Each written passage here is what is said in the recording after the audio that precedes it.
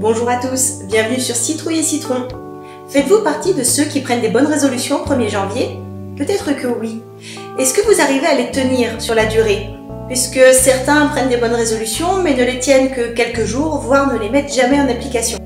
Si c'est le cas, cette vidéo va vous plaire. Nous allons découvrir ensemble comment tenir une bonne résolution ou comment atteindre tout simplement un objectif, parce qu'une résolution et un objectif, c'est globalement la même chose. Le premier conseil, c'est de formuler votre objectif avec une affirmation et pas une négation. Si votre objectif c'est arrêter de manger des cochonneries, dites-vous plutôt manger plus de fruits et de légumes. En effet, des études ont démontré qu'il est plus facile de remplacer une habitude par une autre plutôt que d'arrêter complètement une habitude. De plus, le cerveau a des difficultés à appréhender la négation. Si vous dites à quelqu'un « n'oublie pas d'acheter le pain en rentrant », il y a de fortes chances qu'il oublie parce que le cerveau va retenir « oublier le pain ». Le cerveau, il simplifie beaucoup de choses. Donc, il ne retiendra que « oublie le pain ». À bon entendeur. Un objectif doit être SMART, c'est-à-dire qu'il doit être spécifique, mesurable, ambitieux, réaliste et avec une temporalité. Pour être spécifique, soyez précis.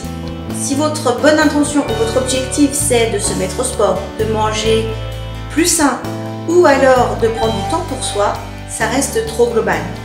Quel sport? Que veut dire équilibrer? Prendre du temps pour quoi? Précisez pour affiner. Pour vous motiver un peu plus, vous pouvez identifier ce qui vous intéresse dans la mise en place de cette bonne résolution.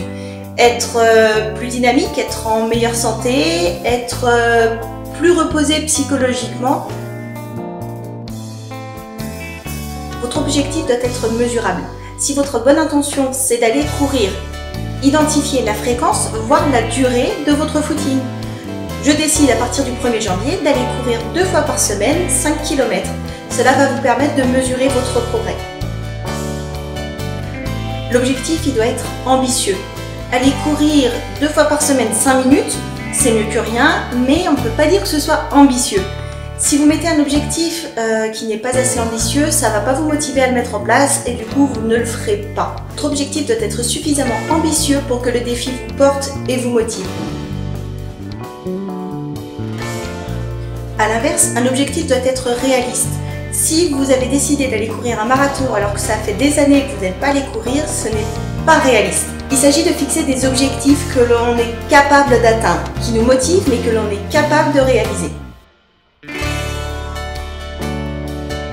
Enfin, vous devez également fixer une temporalité, vous donner une date limite.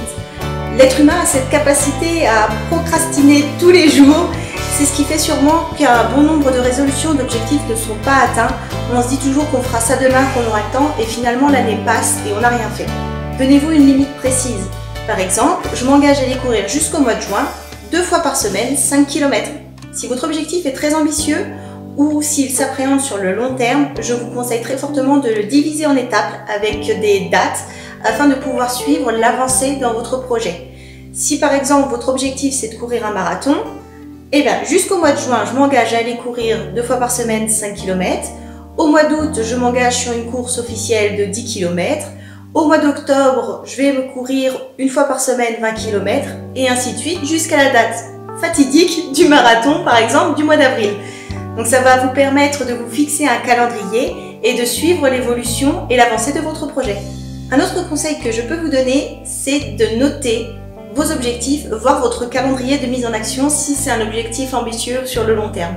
En effet, des études menées par Gaël Mathieu notamment ont démontré que si une personne écrit ses objectifs, elle a 40% de chances de plus qu'une personne qui ne les écrit pas de les atteindre.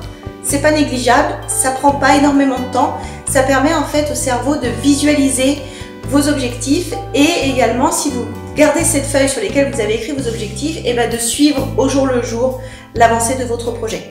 Enfin, si votre bonne résolution correspond vraiment à la mise en place d'une nouvelle habitude, par exemple boire 2 litres d'eau par jour, ça va demander du temps. Sachez qu'il faut en moyenne 30 jours de mise en application pour qu'une habitude rentre vraiment dans nos mœurs et qu'on la fasse sans y penser. Alors, soyez patient. Alors, est-ce que vos projets répondaient à cette matrice SMART? J'espère que cette vidéo vous aidera à mettre en place vos bonnes résolutions ou tout simplement vos objectifs au quotidien.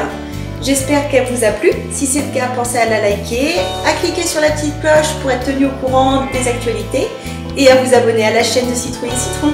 À très bientôt!